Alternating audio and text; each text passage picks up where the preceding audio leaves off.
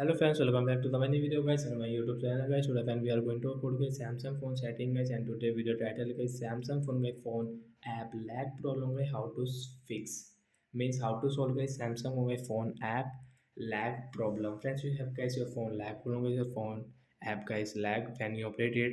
So how to solve Samsung phone mobile phone app lag problem today friends, I will show you, I will tell you guys. So before starting video fan, first of all go and subscribe the channel, click the bell icon, like the video.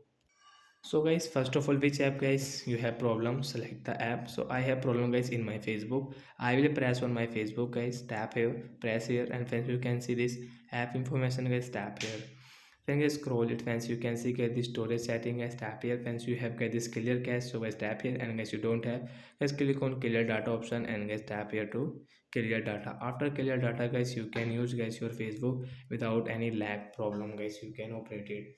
So like that guys, we can solve guys YouTube or Facebook lag problem. And guys after that guys, enter your Gmail and password, and guys you can log in from here and you can use your Facebook.